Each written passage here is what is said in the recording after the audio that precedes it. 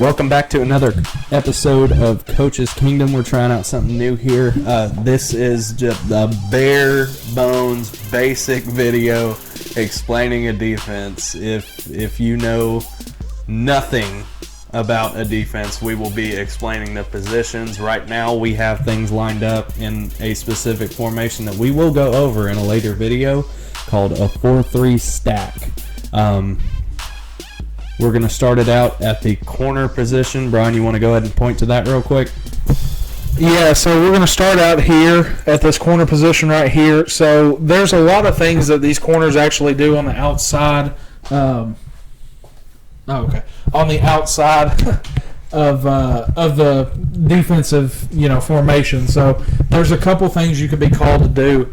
We're going to go over coverages and all that later, but right now we're more so talking about what their ability, what their job is. A lot of times it's man-to-man, what we call cat coverage, which is just cat on cat, man-to-man coverage, which means wherever this receiver goes right here, this corner's going. So if he does a drag route all the way across the field, this corner's going to go all the way with him. If he does a seam route right up the, right on the sideline, corner's going with him. He can also go in different coverages as far as cover 2. He'll have the flat over here, which is anything the running back or maybe a tight end on the other side would be running. He could also go deep third, which is just a third of the field. We'll get more into that in later videos. But as far as corners go, that's what they're going to be doing is they've got this receiver one-on-one a lot of the time, depending on the type of corner you have. As far as, you're talking college football, NFL football, a lot of it you'll see the quick, speedy guys will be in this position right here at another cornerback position, which would be taking another backer away, so you'll be a slot corner. These are going to be your faster receivers, so a lot of times they're going to put the faster corner out here. I'm going free safety, right? Oh, you got something? Yes.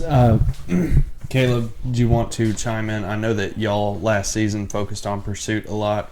Say we're running the ball to the right side. What is this corner's job?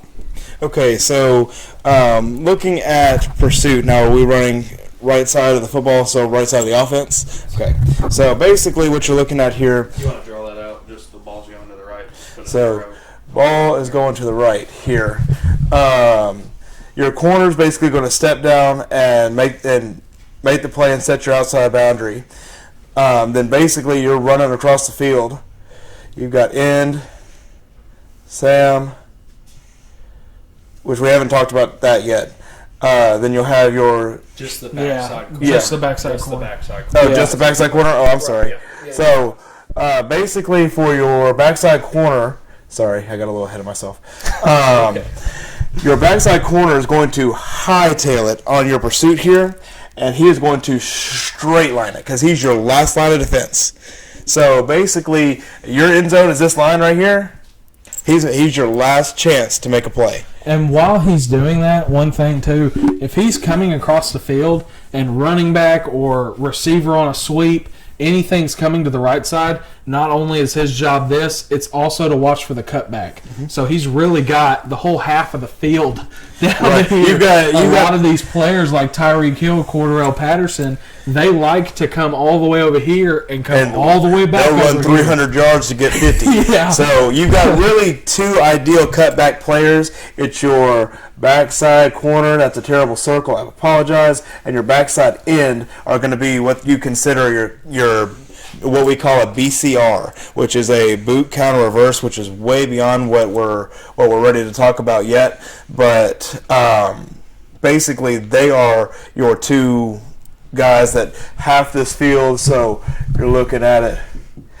That's your half mark. That's where these two guys come into play and leave everybody else to go make a play.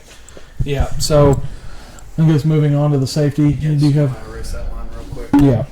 Keep end circled and corner and wide receiver circled. Okay. So moving on to the free safety, which is right here. A lot of times, like we said, if these corners are in man coverage, a lot of times what you're going to get is a deep half of the field where most safeties are just going to be covering half of the field. Your free safety is more often than not the one that's anywhere on this side, on the weak side, so where the tight end is, your strong safety will be. Where he's not is where your free safety will be. So you'll see a lot of Kevin Byard for the Tennessee Titans. He's really free to roam anywhere he wants to in this defense. Typically, veteran players in the NFL or college football are going to be in this position right here. Those are the guys that really know what the offense is doing. Palomalu, Yeah, absolutely. and Reed. These are amazing Hall of Fame free safeties that really can, make the play from this position over here. So this safety is more of your free roaming. That's why they call it the free or the weak side safety. Can make the play just about anywhere. They do tend to be a smaller guy, smaller, faster guy to cover more ground. I will say with free safety, if you're looking at what we were talking about earlier, what Brian called a cat coverage or Man on man, or your cover 0, cover 1 looking coverages, your free safety is that guy that's going to float, and he's got all of this. Yep. Your strong safety is going to float down here and play these little routes, and which we haven't got there yet. But there's a lot of responsibility for a lot of ground for these defensive backs in the backfield. Yeah, your free safety is very much a cover safety. He is very much into coverage, not typically speaking, not too big into the run game, but very much into that deep coverage. Now, moving on to strong safety, I did want to introduce one little thing. Your strong safety is going to be some kind of weird hybrid in between your free safety and your linebacker. He's expected to be both at the same time. Sometimes you have one that's more so a linebacker. Sometimes you have one that's more so a safety. Right, when they would put like Troy Polamalu at strong safety because he was one of the few that would play both. He definitely, I'll never forget the play jumping over the line of scrimmage to get Kerry Collins on the 1 yard line. But big strong safety guy too. If we're talking about him, if you ever watch the Legion of Boom, which is Seattle Seahawks, typically 2012 to 2014 or 15, defense. You're looking at Bam Bam Cam. So Cam Chancellor was one of the best strong safeties ever in the NFL. He is a very physical guy. Could step down and play linebacker and probably still be a Hall of Famer if he were playing linebacker his whole career. But he played strong safety. Brian Dawkins played strong safety. A lot of guys at all these positions that we'll be able to name for you, but strong safeties typically can do just about anything on the football field. Like Michael said, can step down and play linebacker, but they also have the speed to be able to run with any receiver on the football field. Yeah, a lot of times. Probably your most athletic, if I had to chime in there. If you have one safety like Caleb had right here, where the free safety's got that, pretty much that whole top in the cover 1, look right here. That strong safety is typically man-to-man with the running back. You'll see this a lot on teams that have to play Christian McCaffrey or any type of third down back. That strong safety is that physical guy that can still run with the running back on third down. Those out of the backfield backs. Now, I will say this is a little bit more complex for what we were looking at, but we used to run a thing at where I coached at Station Camp. It was called NASCAR. And we would take this strong safety and we would stack him down over top of this end at 5 yards at linebacker depth. And we would stack Sam and make him a Mike over the 2 tackles and the Will over the other end, and we would stack, and that's how we would run super blitzes when we were running faster teams. It's something that is coming around more common in the college scene right now. You don't see it a lot in the NFL because it's very hybrid. Now, those weird green letters on there do mean something. W means Will or Willie. That is your weak side linebacker. M means Mike or middle. That is your middle linebacker. You want to point that one out? Yeah, so this is your Will. Oh, sorry. I'll say this real quick. This is your Will backer right here. Your Will backer, like Michael said, has got the weak side, anything away from the tight end right there. Your Mike is right there in the middle. He's head up, typically in a 4-3 defense, head up on the center where he can read the quarterback the best. So when you're looking, Now the S on the other side is your Sam linebacker. These linebackers will change. Sam means strong, so he's going to follow that TE down there is your tight end. That's your strong side, is whichever side that your tight end is to. So your Sam linebacker will be over there, and your Willie will be on the back side away from the tight end. So typically when you're looking at linebackers here, they play 5-yard depth away from the ball, so you're 5 yards in between the ball and where they are. Typically when they drop into coverage, you're looking at, they'll drop 5 to 8 and have what they call the hook to curl right here in the 3 zones here. But when you're running in a 4-3, you will see more often than not one of these guys will blitz. And a blitz is just a fancy word for sending an extra man at the quarterback. But looking here, your Mike is definitely one of the most important men on the field, as he is probably your top tier play caller. He's Quarterback of the defense. Quarterback of the defense. He's out here telling you where the strength is and say, so just an example here. Now, this is way beyond, but so this tackle right here is in a 3. Right? So let's say that he screws up and he's in a 1, and now you've got an 11 coverage instead of a 13. It's his job to come down here and say, hey, get your butt outside and get in that 3 technique like I told you. So linebackers are typically so Mike is going to be your biggest guy who is athletic and really smart and really able to communicate. Brian Urlacher, Ray Lewis, Luke Kuechly. Sam tends to be a bigger guy because typically when they're playing zone, they end up with your tight end in kind of a coverage situation, or your running back. So they have to be bigger, but they're typically quicker. And a lot of times, like Terrell Suggs, Terrell Suggs has always been better at pass rushing. So in this 4-3, which is really becoming a defense that's just not used much in the NFL anymore, you do see it more in the NCAA, especially amongst SEC football schools, because this is more so of a stop the run type of defense.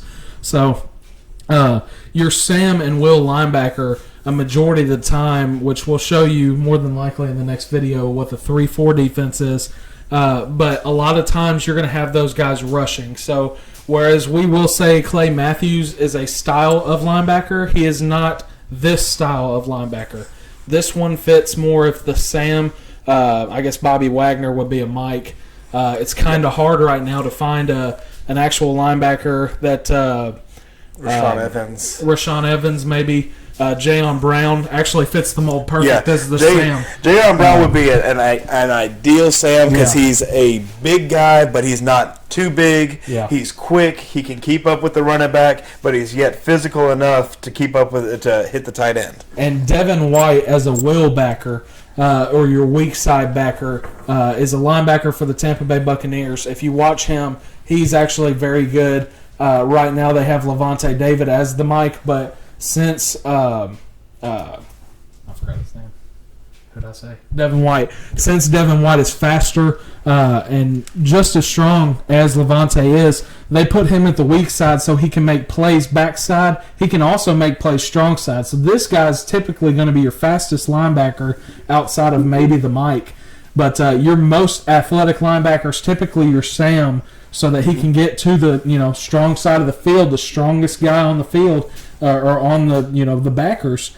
And a lot of time, like Caleb said, your Mike backer is going to be your quarterback. Pretty much tells that whole defensive front 7 right here what we call the box. Do. Yeah. What we call the defensive box, which is end, tackle, end, Will, Mike, Sam. Yep. So, and I will say, as far as your Will is concerned, he is typically your fastest back, not necessarily as strong, because typically you're going to have this wide receiver cutting across the field, and he's got to try to keep up with him as best as possible.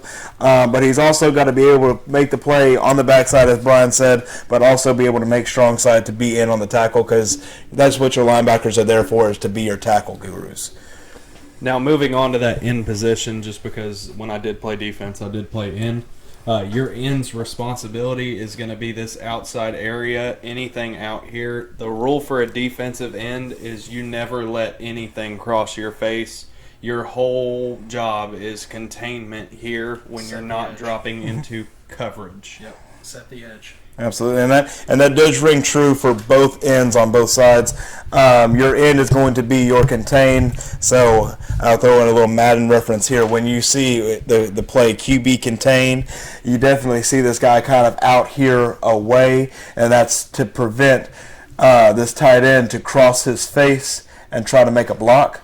Because if he crosses his face and makes the block, and I'll go ahead and tell you this is kind of this is an offensive thing, but if your end is getting his face crossed, that ball is going to go right there. Yeah, and 9 times out of 10. One other interesting thing about the end, if you do have a tight end in front of you, like right here, you can't let him just break free and run his route on a pass play. You have to jam him and hold him at the line of scrimmage for as long as you possibly can.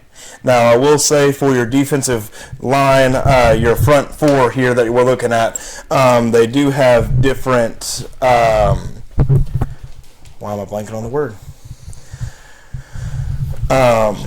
Different shades, thank you. Different numberings. The shades, okay. So they do have what we call different shades. We'll go into what each individual one is in a future video, but as far as what we're looking at in the 4-3 stack, we'll go through what they're looking at right now. So when you're outside the tight end, this end is going to be called in what we call a 9. Well, we're not going to get into that right now. Well, yeah, I'm just saying as far as that way. What it is right now. Right. So yeah, we're so so on where strong they're standing. side. On strong side, you see what Caleb was saying. That end is not over the tackle like this end is on the backside. Mm-hmm. So that end is what we call wide 9 or 9. Which is right outside the defensive end, or right outside the tight end. A lot of times you'll be seeing the Watt brothers or, Max Crosby for the Raiders running this, like we saw Sunday night.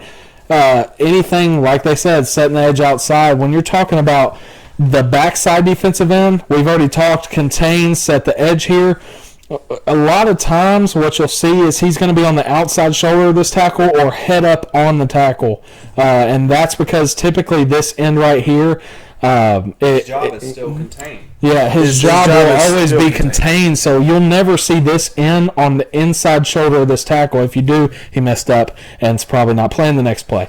Absolutely. The only time that the ends are really given the freedom to cheat a little bit is when they run what they call a Tex stunt, where this end is going to shoot in here and this tackle is going to out. So it's Tex is tackle over end. Yeah. So typically your end will go what we call first.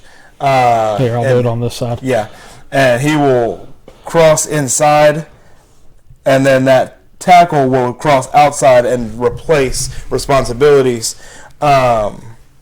And we'll go ahead and get into the tackles. And this is my favorite position on the football field because, I used to play it. So tackles, I hated this technique right here. Your biggest guys on the offensive line are typically your guard and your center. Those are your man eaters. So playing this position right here, a lot of times you're getting double teamed right here by the guard and the center. This is a lot of times when they run an inside play, they like to run it right here because you see there's no defensive lineman over this shade right here on the inside shoulder of the center and the right guard, both inside shoulders. So a lot of times that running back loves going through here and one-on-one with that Mike and maybe a Sam, but you've got 5 yards right there. 5 yards of difference, and you're getting a full head of steam, and he's got to make a decision. So in this scenario, the Mike would do what we call is fill. So basically this is called ice. So it's called fill on ice because guess what? You're always filling up your cup with ice, right? So you're slamming down to stop and hit, but you've got to realize he's at a full head of steam already. Yeah, so, and this, like I said, this tackle's getting double teamed. So this tackle right here, a lot of times you'll see a drop on the ground or just making sure you can take those two guys up so the center can't make it to the mic. So these tackles, and I'm saying this as a former one, but these tackles are the unsung heroes on a defense. A lot of times your biggest defensive tackle is this guy right here. Vince Wilfork, if he was in a Albert 4-3, Albert Carl Hainsworth, Carl Klug, yeah. Big defensive lineman that could stuff up the guard and center. That's two guys on one guy a lot of times. Like we said over here, if this receiver's running a route and that corner's coming with them and they double the safety, now you've got the middle of the field wide open for this receiver. It's the same thing on the offensive and defensive line. If these two guys are blocking this guy, that leaves one guy free right here. So these defensive linemen may not get the sacks or the tackles like some guys say, but a lot of times they're letting these middle linebackers get these tackle for losses or these 1 or 2 yard gains from the running back. Also, this tackle over here is in what we call a 3 technique on the outside shoulder of the guard. His job a lot of times is going to be one-on-one with the guard or one-on-one with the tackle, depending on what kind of blocking scheme they have. Like I said, these guys are not pass rushers. A lot of times They are not. And Yeah. like you said, the primary reason for your defensive tackle being there on a run play is to take up two of those blockers. Like we've said in multiple podcasts before this one, football is it's a game of math. It's a numbers game. If I can get two people to have to cover up one person, that frees up an extra man to come in. It's all about that kind of stuff. So I will say something I kind of glazed over was backer responsibility. As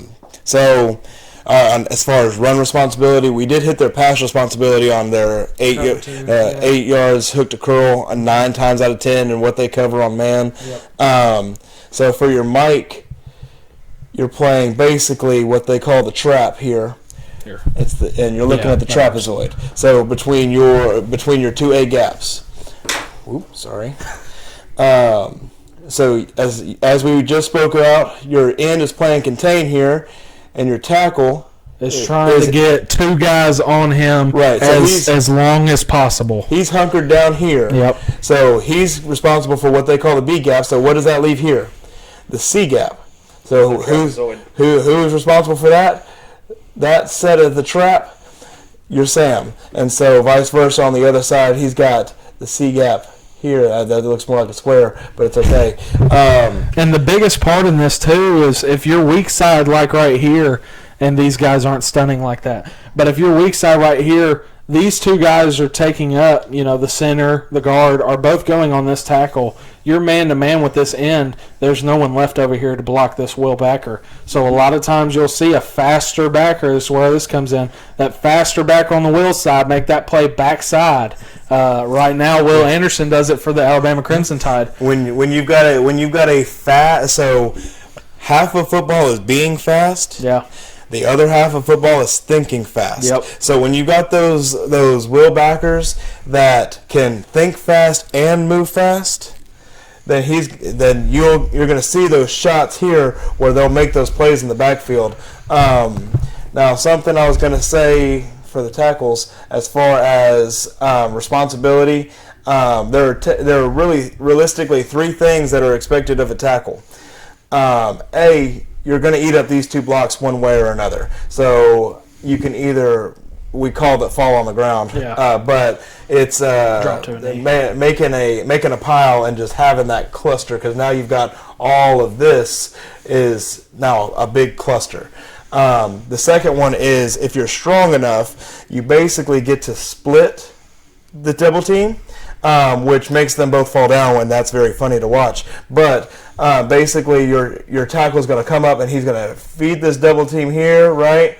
And your tackle is going to make what we call a swim move or a rip and get through and hunker down and play at butt depth of your guard and your tackle.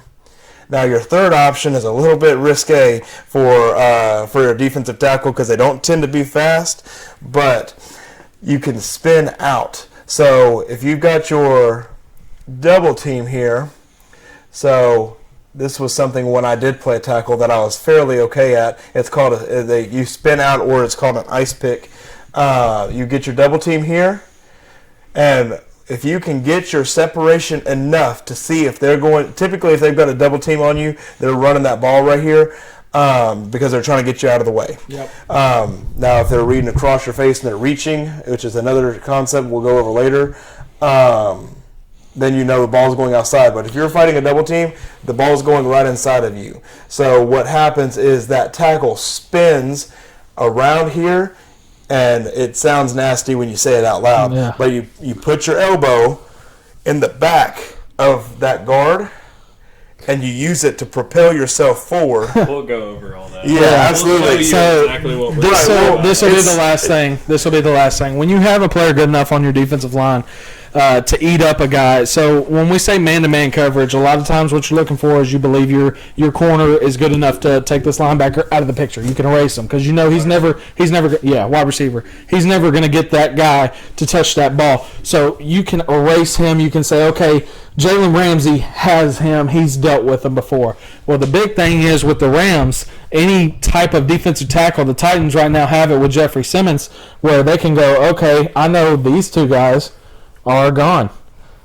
So that really leaves me one-on-one, running back to quarterback or running back. With a really 2-on-1 on defense, Yeah. since we're talking about defense, having that will available in that same Yep. MO, and having that Mike also coming down in that same area. Yeah, of even operation. if the guard were to come off the tackle here and block this Mike, you still got Will as long as that running back's not coming out on a toss. So this is just pretty much what we're going to be doing here week to week now. The defense right here is in a 4-3, what we call a stack formation. We'll go over some more defenses in the coming weeks, and then we'll get to offense later on.